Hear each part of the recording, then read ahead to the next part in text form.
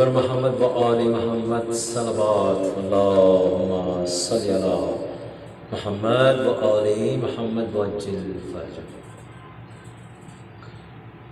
بارگاہ امامت میں جب سے محو ثنا ہو گیا، بارگاہ امامت میں جب سے محو ثنا ہو گیا، دین و دنیا کی دولت ملی، کس قدر فائدہ ہو گیا، دین و دنیا کی دولت ملی،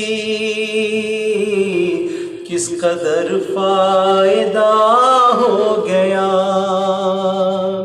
بارگاہ امامت میں جب سے محو ثنا ہو گیا۔ کیسی بندہ نوازی ہے یہ، کتنی ذرہ نوازی ہے یہ، کیسی بندہ نوازی ہے یہ، کتنی ذرہ نوازی ہے یہ، ان کی چوکھٹ پہ سر رکھ دیا، جو بھی مانگا عطا ہو گیا، ان کی چوکھٹ پہ سر رکھ دیا، جو بھی مانگا عطا ہو گیا، بارگاہ امامت میں جب سے محو ثنا ہو گیا۔ جب سنے آپ کے معجزے بازبان خدا و نبی، جب سنے آپ کے معجزے بازبان خدا و نبی، صاحب عقل و علم و ہنر، عاشق مرتضیٰ ہو گیا، صاحب عقل و علم و ہنر، عاشق مرتضیٰ ہو گیا، بارگاہ امامت میں جب سے محو ثنا ہو گیا، تاجدار ولایت ہے یہ، پاسبان شریعت ہے یہ، تاجدار ولایت ہے یہ، پاسبان شریعت ہے یہ، دین حق میں بچے گا ہی کیا، گر علی سے جدا ہو گیا، دین حق میں بچے گا ہی کیا، گر علی سے جدا ہو گیا، بارگاہ امامت میں جب سے محو ثنا ہو گیا۔ شعر دیکھیے، قبل عاشور دیکھے اگر، ہر تھا فوج لئی میں مگر، قبل عاشور دیکھے اگر، ہر تھا فوج لئی اگر باد عاشور دیکھے جہاں، وہی حر کیا سے کیا ہو گیا، باد عاشور دیکھے جہاں، وہی حر کیا سے کیا ہو گیا، بارگاہ امامت میں جب سے محو ثنا ہو گیا، حوض کوثر پہ بیٹھا ہوا پڑھ رہا تھا میں مدح علی، حوض کوثر پہ بیٹھا ہوا پڑھ رہا تھا میں مدح علی، دیکھا رضوان جنت میں جب وہ بھی حیرت زدہ ہو گیا، دیکھا رضوان جنت میں جب وہ بھی حیرت زدہ ہو گیا، بارگاہ امامت میں جب سے محو ثنا ہو گیا، تاجدار ولایت ہے یہ، پاسبان شریعت ہے یہ، تاجدار ولایت ہے یہ،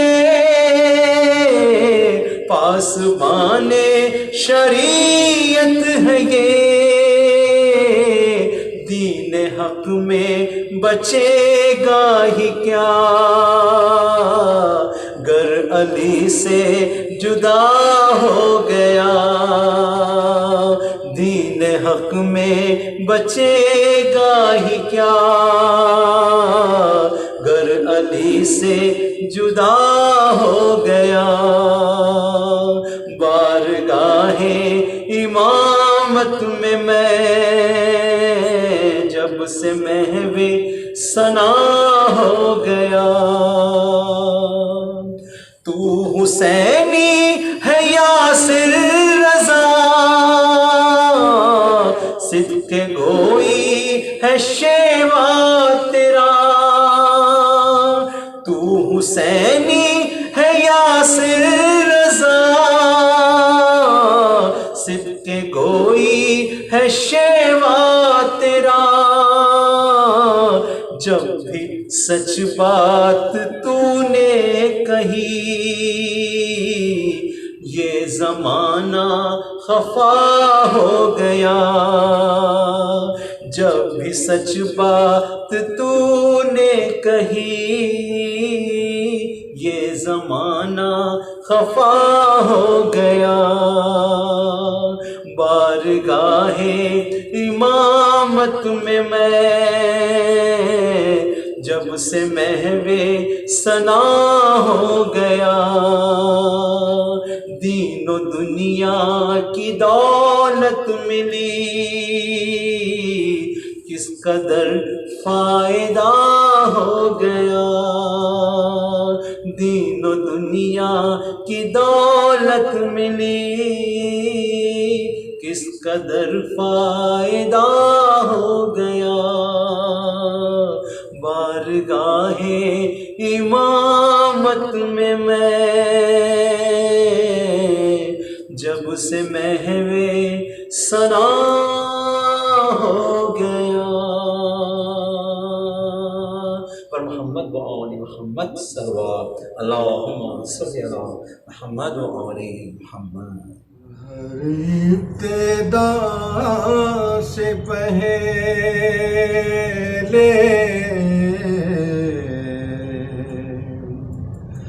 ہر ابتدا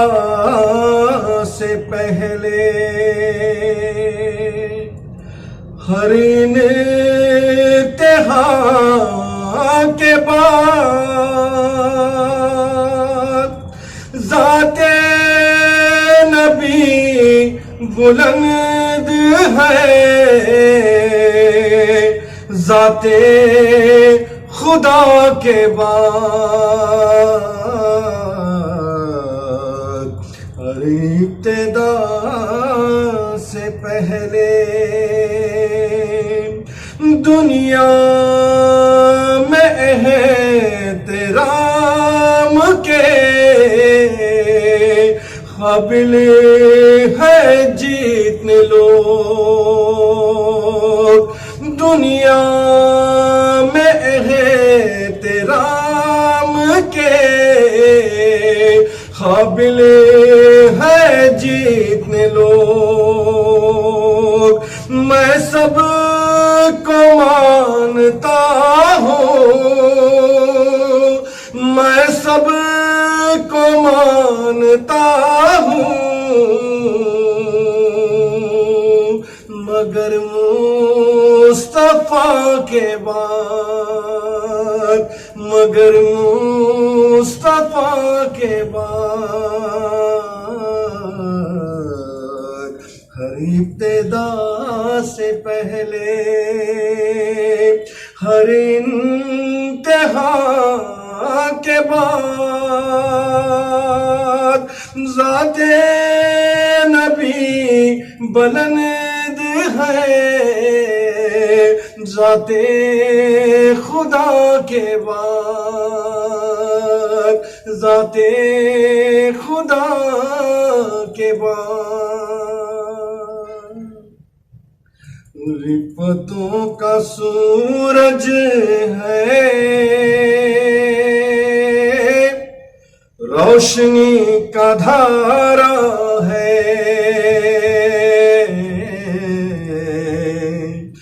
آخری محمد بھی نور کا مینارہ ہے، جس جگہ کی مٹی ہے اس جگہ ہی پہنچے گی، جس جگہ کی مٹی ہے اس جگہ ہی پہنچے گی، گر تیرا سقیفہ ہے کربلا ہمارا ہے، رفتوں کا سورج ہے، روشنی کا دھارا ہے، ہم حسین والے ہیں، موت سے نہیں ڈرتے، ہم حسین والے ہیں، موت سے نہیں ڈرتے، عشق مرتضیٰ ہم کو زندگی سے پیارا ہے، رفتوں کا سورج ہے، روشنی کا دھارا ہے، ہم فدا کو مانگے تو بس فدا کی نہ سمجھو، ہم فدا کو مانگے تو بس فدا کی نہ سمجھو، بعد میں بتائیں گے کل عرب ہمارا ہے، بعد میں بتائیں گے کل عرب ہمارا ہے،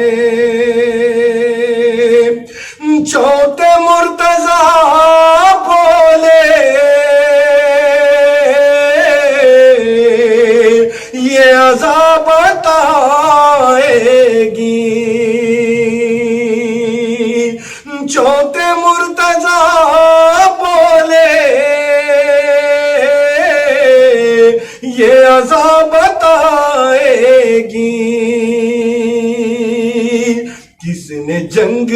جیتی تھی اور کون ہارا ہے، رفتوں کا سورج ہے، روشنی کا دھارا ہے، آخری محمد بھی نور کا مینارہ ہے۔ کیف یہ عزاداری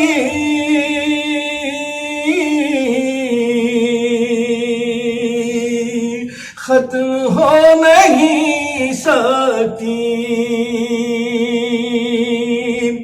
کیف یہ عزاداری ختم ہو نہیں سکتی، سیدہ کی بیٹی نے خود اسے سنوارا ہے، سیدہ کی بیٹی نے خود اسے سنوارا ہے، آخری محمد بھی نور کا مینارہ ہے، آخری محمد بھی نور کا مینارہ ہے۔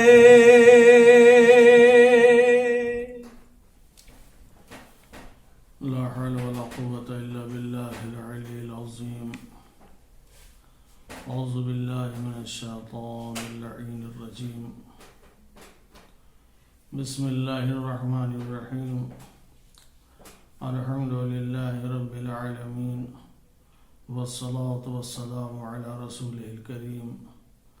وعلى أهل بيته الطيبين الطاهرين. أما بعد، فقد قال حق سبحانه تبارك وتعالى في كتابه المبين: وَلَقَدْ كَانَ لَكُمْ فِي رَسُولِ اللَّهِ أُسْوَةٌ حَسَنَةٌ۔ سب سے پہلے ہفتہ وحدت اور ایام ولادت و سعادت پیغمبر اعظم حضرت محمد مصطفیٰ صلی اللہ علیہ وآلہ وسلم و حضرت امام جعفر صادق علیہ السلام کے موقع پر تمام مسلمانان جہان کی خدمت میں ہدیہ تبریک و تہنیت پیش کرتا ہوں۔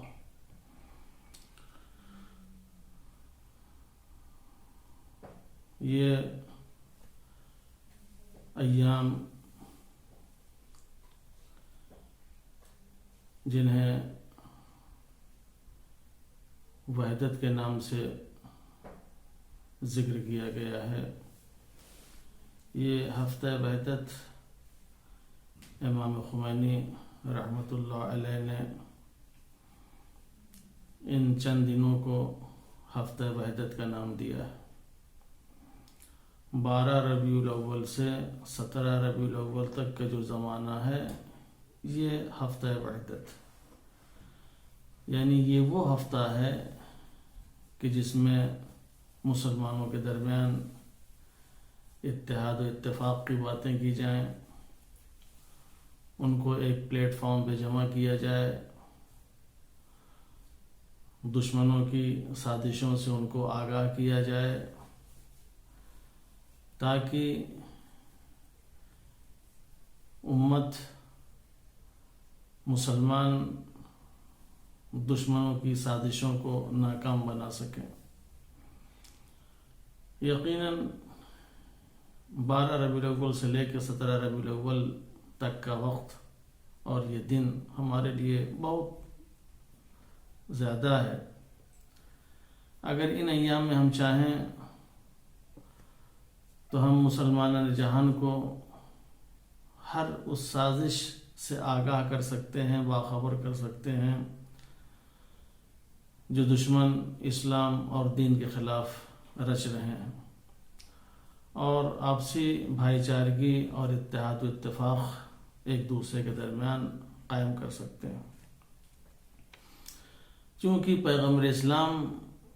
کی اگر زندگی دیکھیں تو اپنی زندگی میں جو سب سے بڑا کارنامہ انجام دیا اور آپ کی جو سب سے بڑی خصوصیت رہی وہ یہ رہی کہ ہمیشہ امت سازی کی فکر کی کہ کس طریقے سے امت کو امت بنایا جائے، امت کے درمیان اتحاد و اتفاق قائم کیا جائے. لہذا پوری زندگی پیغمبر اسلام اس بات کی طرف کوشش کرتے رہے. پیغمبر اسلام کی زندگی کو اگر تقسیم کیا جائے تو 3 حصوں میں تقسیم کیا جا سکتا ہے. پہلا حصہ پیغمبر کا قبل بعثت 40 سال کی زندگی. یہ 40 سال کی زندگی میں بھی پیغمبر نے وحدت امت کا خیال کیا اور امت کے پیچھے اپنی پوری قوت اور پوری طاقت صرف کر دی. لوگ آپ کو پریشان کرتے رہے، لوگ آپ کو اذیتیں پہنچاتے رہے، لوگ طرح طرح کی مشکلوں میں آپ کو گرفتار کرتے رہے، لیکن پیغمبر کی ذات وہ ذات تھی جو ہمیشہ اس امت کے اوپر مہربان تھی کہ یہ امت مجھے چاہے جس طرح کی سزا دے، چاہے جتنی میرے لیے مشکلیں کھڑی کرے، چاہے مجھے جتنا پریشان کرے، لیکن ہم اس امت کے لیے ایک رحمت کی حیثیت سے ہوں گے اور اس امت کو ہمیشہ جوڑنے کی کوشش کریں گے اور اس امت کو ہمیشہ ہم ایک واحد امت بنا کے رہیں گے. لہذا پیغمبر نے مکے ہی کی زندگی سے شروع کیا. امت سازی کا کام مکے سے شروع کیا، قبل بعثت یہ کام شروع کر دیا تھا. پہلے اپنے گھر خاندان والوں کو جمع کرنے کی کوشش کی، گھر خاندان والوں کے بعد پھر دوسروں کو جمع کرنے کی کوشش کی. اس طریقے سے پیغمبر ایک ایک کو جمع کرتے رہے اور جمع کرتے کرتے ایک دن پیغمبر نے امت کی شکل میں ان کو پیش کیا. واقعہ ذوالعشیرہ اسی کی ابتدا ہے، جہاں پیغمبر نے اپنے افراد خاندان کو جمع کیا تھا اور جمع کر کے انہیں ایک خدا کو ماننے اور ایک خدا کو تسلیم کرنے کی دعوت دی تھی. اس لیے توحید مرکز وحدت ہے. اگر کسی کو یکجا کیا جا سکتا ہے، کسی کے اندر اتحاد و اتفاق پیدا کیا جا سکتا ہے تو اس کے لیے توحید بہترین چیز ہے. لہذا پیغمبر نے جو اس امت کے درمیان اتحاد و اتفاق قائم کرنا چاہا وہ توحید کے ذریعے سب کو جمع کیا اور جمع کرنے کے بعد ان کے درمیان خدا کی پرستش اور خدا کی عبادت کی دعوت اور اس کے ساتھ اس دین کی جو خداوند عالم نے پیغمبر کے حوالے کیا تھا. یہ دین اگر یہ تسلیم کر لیں گے، یہ مان لیں گے تو دنیا بھی ان کے ہاتھوں میں ہوگی اور آخرت بھی ان کے ہاتھوں میں ہوگا. دنیا میں بھی یہ کامیاب رہیں گے اور آخرت میں بھی کامیاب رہیں گے. تو اپنی پوری زندگی پیغمبر نے جو مکے کی بعثت سے پہلے کی تھی صرف اسی میں صرف کر دی کہ کسی طریقے سے ان کو جمع کیا جائے. واقعاً ان عربوں کو جمع کرنا بہت مشکل تھا، ان کے درمیان اتحاد قائم کرنا بہت مشکل تھا. اس لیے بات بات پر وہ لڑا کرتے تھے، بات بات پر ان کے ہاں لڑائی ہوا کرتی تھی، جھگڑے ہوا کرتے تھے، بہت سے مسائل تھے، قبیلے آپس میں جو ہے ان کے درمیان نا اتفاقیاں رہتی تھیں، اختلاف رہتا تھا. لیکن پیغمبر آنے کے بعد ان تمام چیزوں کو مٹا دیا، ان تمام چیزوں کو ختم کر دیا. اور اس بعثت کی زندگی کے بعد جب خداوند عالم نے آپ کو مبعوث کیا 13 سال مکے میں آپ نے اور قیام کیا، لیکن اس 13 سال میں بھی پیغمبر ہمیشہ یہی کرتے رہے، امت کی کوشش کرتے رہے کہ امت ایک ہو، واحد ہو، کسی طرح کا کوئی اختلاف نہ ہو، ان کے درمیان تفرقہ نہ ہو، اور ان کو ہمیشہ پیغام دیتے رہے۔ کبھی آواز دیتے ہیں وَاعْتَصِمُوا بِحَبْلِ اللَّهِ جَمِيعًا وَلَا تَفَرَّقُوا، تم اللہ کی رسی کو مضبوطی کے ساتھ پکڑ لو، اور اگر تم نے اللہ کی رسی کو مضبوطی کے ساتھ پکڑ لیا تو یقیناً تمہارے درمیان کبھی افتراق نہیں ہوگا، کبھی جدائی نہیں ہوگی، کبھی تفرقہ نہیں ہوگا، کبھی اختلاف نہیں ہوگا، تم سب کے سب ایک ساتھ، کسی ایک فرد سے خطاب نہیں تھا، جمیعہ یعنی تمام لوگوں سے خطاب تھا کہ تم سب کے سب اس رسی کو پکڑ لو۔ پیغمبر یہی دعوت دیتے رہے۔ یا پیغمبر نے جو دعوت دی، یا ایھا الذین آمنوا، یا ایھا الذین آمنوا ادخلوا فی السلم کافۃ لا تتبعوا خطوات الشیطان انہ لکم عدو مبین، تم سب کے سب ایک ساتھ اسلام میں داخل ہو جاؤ، تم سب کے سب گروہ در گروہ ایک ساتھ اسلام میں آ جاؤ، اور شیطان کی اتباع نہ کرو، اس لیے کہ شیطان تمہارا کھلا ہوا دشمن ہے۔ یہاں پیغمبر لوگوں کو دعوت دے رہے ہیں، بلا رہے ہیں کہ آؤ، تمہارے لیے دروازہ کھلا ہوا ہے،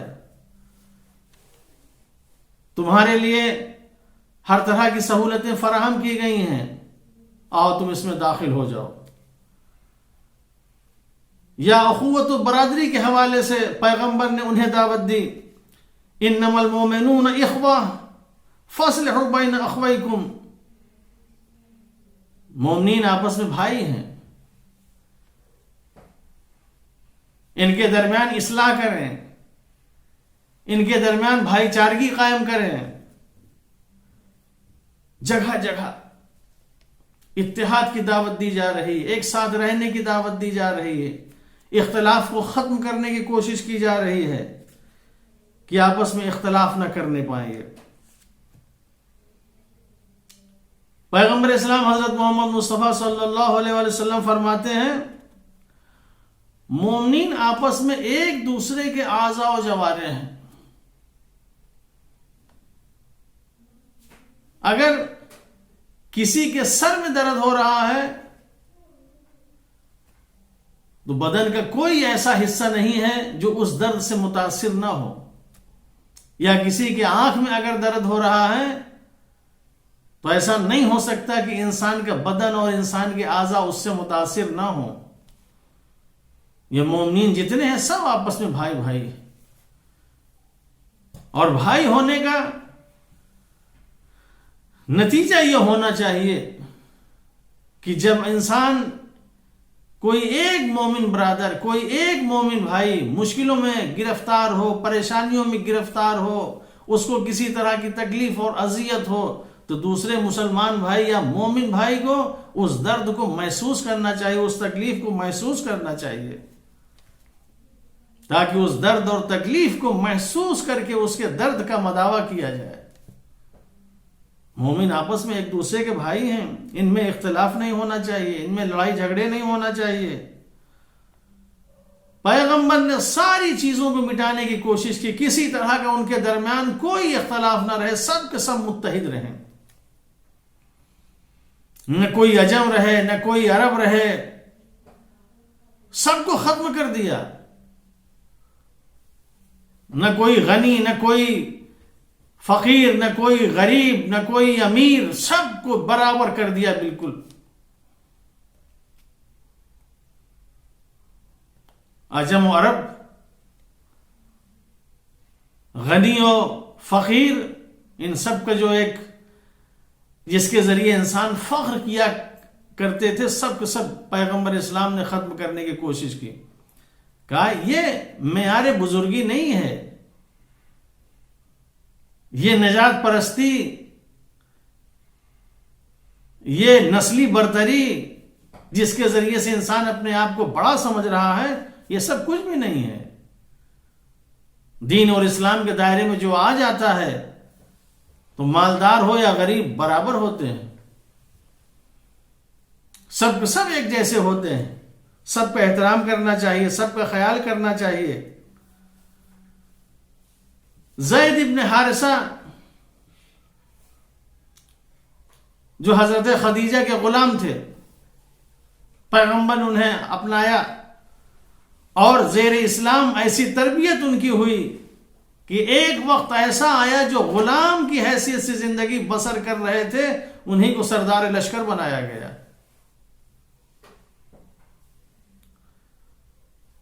بلال حبشی حبش کے رہنے والے تھے، اولین مؤذن اسلام کا پہلا مؤذن قرار دیا گیا، جن کی نہ شین درست تھی نہ تلفظ درست تھا، کچھ نہیں تھا، لیکن پیغمبر نے اس فرق کو مٹانے کے لیے بلال کو مؤذن بنایا. جب لوگوں نے پوچھا اور سوال کیا کہ یہ تو شین اور سین میں ان کے ہاں کوئی فرق ہی نہیں ہے، تو پیغمبر نے یہی فرمایا کہ بلال کی سین مجھے زیادہ پسند ہے.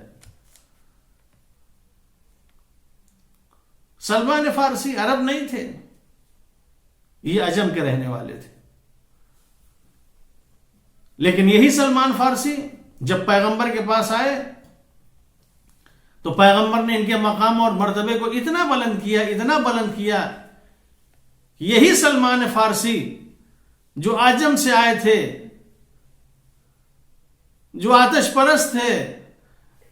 جب توحید پرست ہو گئے، پیغمبر کے پاس آ گئے، کلمہ پڑھ لیا، تو انہوں کو اتنا بلند کیا کہ پیغمبر نے سلمان کے لیے کہا سلمان منا اہل البیت، سلمان ہمارے اہل بیت میں سے ہیں. یہ ساری چیزیں پیغمبر نے ختم کی. پیغمبر ہمیشہ نیچے بیٹھتے تھے، غریبوں کے ساتھ بیٹھتے تھے، غلاموں کے ساتھ بیٹھتے تھے، کھانا کھاتے تھے، انہی کے ساتھ زندگی گزارتے تھے، زندگی بسر کرتے تھے. دنیا والوں کو یہی بتانا چاہ رہے، دیکھیں ہمارے اور ان میں کوئی فرق نہیں ہے، ہمارے اور ان کے درمیان کوئی افتراق نہیں ہے، ہم سب کے سب ایک آدم کی اولاد ہے، جو باپ ان کا ہے وہی باپ میرا ہے. تو ہمیں ان میں فرق کس بات کا ہونا چاہیے؟ جیسے امام علی رضا علیہ السلام اکثر و بیشتر جہاں انبیاء وحدت اور اتحاد کے قائل تھے اور پوری زندگی وحدت و اتحاد میں صرف کر دی، وہی ائمہ علیہ السلام نے کیا. امام رضا علیہ السلام غلاموں کے ساتھ بیٹھتے تھے، غلاموں کے ساتھ زندگی بسر کرتے تھے. لوگوں نے کہا ان کے ساتھ کیوں کھانا کھا رہے ہیں، کیوں اٹھتے ہیں، کیوں بیٹھتے ہیں؟ کہا کیوں، ہمیں ان میں کیا فرق ہے؟ جو باپ ان کا ہے وہی باپ میرا ہے، جو ماں ان کی ہے وہی ماں میری ہے. رہا سوال جنت و جہنم کا، وہ تو اعمال کے اوپر ہے، جس کا جیسا اعمال ہوگا اس لحاظ سے انسان جنت و جہنم میں جائے گا. تو ہم ان کے درمیان کیوں افتراق پیدا کریں؟ تو پیغمبر یہی تمام امتیازات کو ختم کرتے رہے، رنگ و نسل کے امتیاز کو، مال و دولت کے امتیاز کو، جتنی چیزیں امتیاز کا سبب بنی ہوئی تھی، برتری کا سبب بنی ہوئی تھی، افضلیت کا سبب بنی ہوئی، پیغمبر اسلام نے سب کو ختم کیا. کہا یہ سب کچھ بھی نہیں، سب ختم کرو. سب کے سب ختم ہو گئی، سب امت واحد ہیں، سب ایک جیسے ہیں. اور پھر پیغمبر اسلام حضرت محمد مصطفیٰ صلی اللہ علیہ وآلہ وسلم جب ہجرت کر کے مدینہ گئے ہیں اور تشکیل حکومت کا جب ارادہ کیا تو پیغمبر نے جو پہلا کام کیا، وہاں جو قانون وہاں نافذ کیے، مسلمانوں اور یہودیوں کو جمع کیا، تمام اہالیان مدینہ کو جمع کرنے کے بعد سب کو ایک دوسرے کے قریب کیا اور قریب کرنے کے بعد یہودیوں سے کہا کہ اگر کوئی دشمن مدینے کے اوپر حملہ کرتا ہے تو ہم سب کی ذمہ داری ہوگی کہ اس دشمن کا مقابلہ کریں. لہذا یہودیوں نے اس عہد کو، اس پیمان کو قبول کیا کہ یا رسول اللہ، اگر کوئی دشمن مدینے کے اوپر حملہ کرتا ہے تو ہم مسلمانوں کے ساتھ مل کے لڑیں گے، ہم دفاع کریں گے، ہم ان کے ساتھ جنگ کریں گے. باقاعدہ یہ کیا. جب پیغمبر مکے سے مدینے گئے تو بہت سے مہاجر بھی آئے مکے سے. جب مکے سے ہجرت کر کے آئے ہیں، بے سر و سامانی کا عالم تھا، خالی ہاتھ آئے تھے، ان کے پاس کسی طرح کا کوئی سامان نہ تھا، وسائل نہ تھے. جس وقت یہ پہنچے ہیں خالی ہاتھ، ادھر انصار جن کے پاس سب کچھ ہے. اب کیسے ایک دوسرے کے ساتھ رہیں، کیسے ایک دوسرے کے ساتھ زندگی بسر کریں؟ پیغمبر نے مہاجر و انصار کے درمیان ایسی بھائی چارگی، ایسی محبت اور اخوت پیدا کی کہ کسی کو پھر یہ فکر نہ رہی کہ یہ خالی ہاتھ آئے ہیں، یہ بے سر و سامان ہیں، ہم ان کے ساتھ کیسے رہیں، ہم ان کے ساتھ کیسے زندگی بسر کریں. پیغمبر نے سب مہاجر ہو یا انصار ہو سب کو ایک جیسا کر دیا کہ یہاں کوئی مہاجر اور انصار کی بات نہیں ہے، سب کے سب ایک ہیں، سب کے سب امت واحد. یہاں برتری کسی چیز کی نہیں ہے. اگر برتری ہے ان اکرمکم عند اللہ اتقاکم، صرف اور صرف برتری تقوی، پرہیزگاری، دینداری، ایمانداری. جس کا جتنا ایمان ہوگا، جس کے پاس جتنی پرہیزگاری ہوگی، دیانتداری ہوگی، جس کے پاس جتنا تقوی ہوگا، اسی لحاظ سے وہ بلند ہوگا. باقی کسی اور اعتبار سے انسان بلند نہیں ہو سکتا، خواہ وہ مہاجر ہو یا انصار ہو. تو یہودی اور مسلمان مل گئے. یہودیوں نے عہد کر لیا کہ ہم ساتھ دیں گے مسلمانوں کا، مسلمانوں کی طرف سے لڑیں گے، مسلمانوں کی طرف سے جنگ کریں گے. لہذا یہودی اپنے عہد کے اوپر باقی رہے. اور دوسری چیز جو پیغمبر نے اس اتحاد کے لیے کوشش کی، دوسری کوشش پیغمبر کی یہ تھی کہ چونکہ سب ادھر ادھر سے آئے ہوئے تھے، لہذا پیغمبر نے ایک دوسرے کو بھائی بنایا. عقد اخوت، عقد مواخات. جتنے مہاجر و انصار تھے ان میں سے ہر ایک کو ایک دوسرے کا بھائی قرار دیا. خلیفہ اول کو خلیفہ دوم کو بھائی قرار دیا.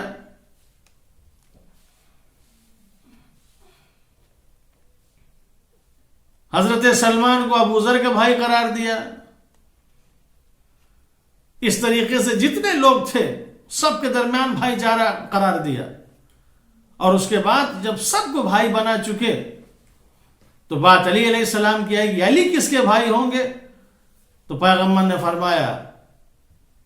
علی دنیا اور آخرت میں میرے بھائی. تو اتحاد کی جو دوسری کوشش تھی وہ یہ کہ آپس میں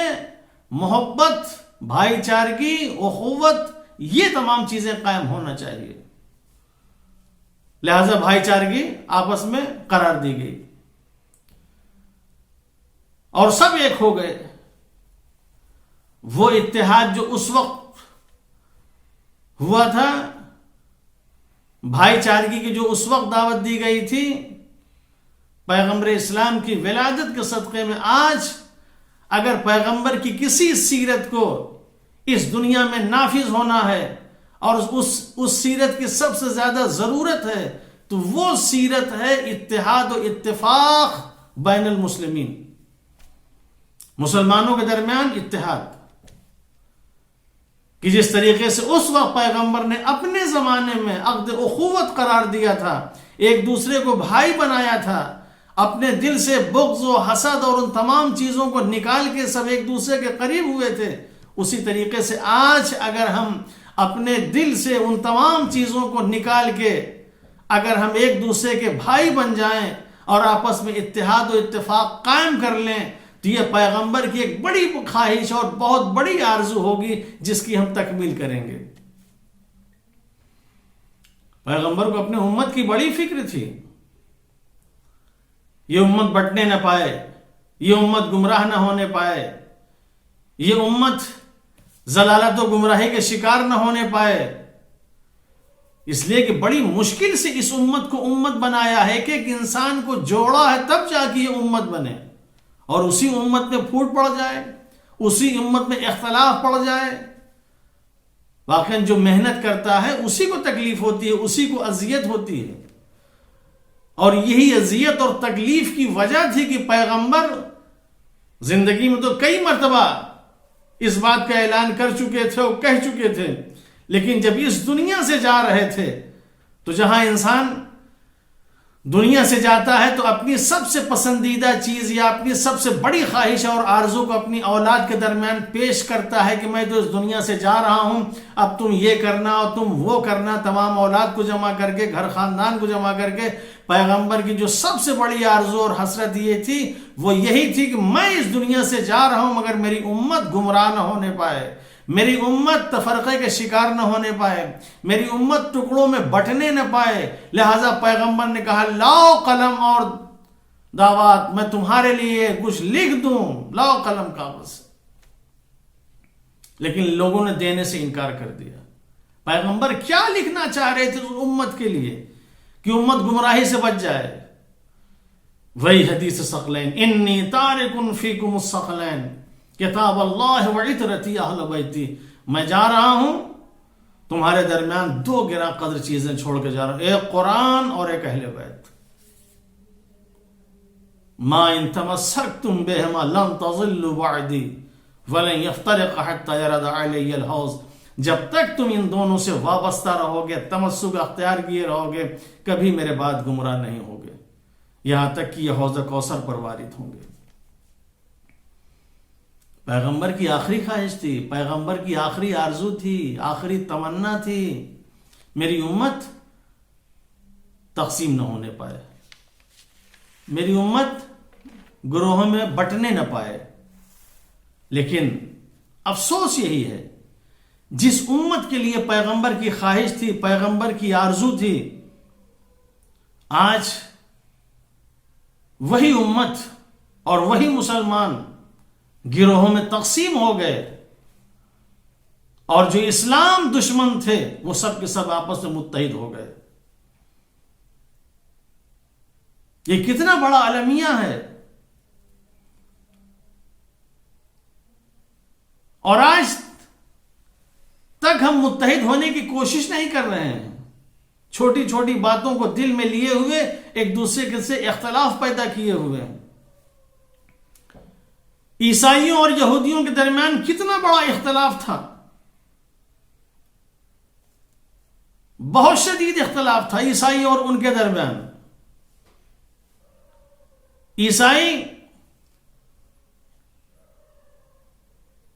وہ یہی کہتے تھے اور یہی مانتے ہیں کہ حضرت عیسیٰ علیہ السلام کو جو سولی دی گئی وہ یہودیوں نے دی۔ یہ معمولی بات ہے، جس کو اللہ کا بیٹا مان رہے ہوں، خدا مان رہے ہوں، سب کچھ مان رہے ہوں، اور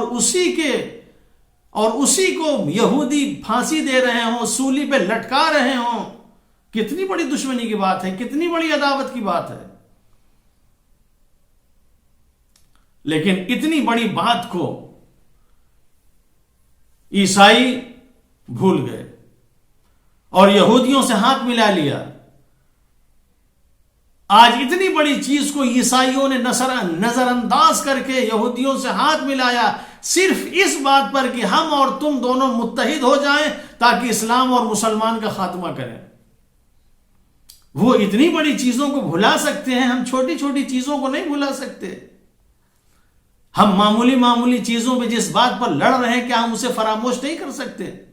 ہم اس کو نہیں بھول سکتے؟ کاش کہ اگر ہم بھی بھول جائیں، اپنے ذہنوں سے، اپنے دل سے وہ تعصب، وہ عداوت، وہ دشمنی اگر ہم نکال دیں اور ہم سب کے سب متحد ہو جائیں تو دنیا کی کوئی قوم واقعا مسلمان کو یا اسلام کو نقصان نہیں پہنچا سکتی۔ آج اگر ہمارا دین محفوظ نہیں ہے، آج اگر ہمارا اسلام محفوظ نہیں ہے، آج اگر ہمارا قرآن محفوظ نہیں ہے، آج انبیاء اور ائمہ علیہم السلام کی ذوات مقدسہ محفوظ نہیں ہے، تو اس کی وجہ صرف یہ ہے چونکہ ہمارے ہاں اتحاد نہیں ہے۔ اگر ہمارے یہاں اتحاد ہوتا تو آج فرانس میں پیغمبر اسلام کے خلاف جو کچھ کہا گیا، جو کچھ بولا گیا، جو کچھ دکھایا اور سنایا گیا، واقعا کسی کی جرأت اور ہمت نہ ہوتی۔ جو آج توہین کی گئی یہ توہین نہ ہوتی،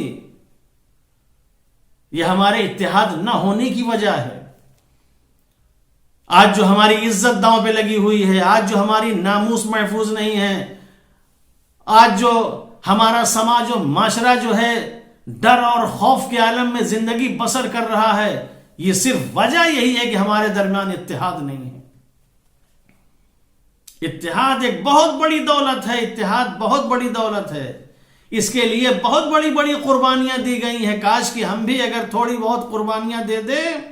تو ہم آپس میں متحد ہو سکتے ہیں۔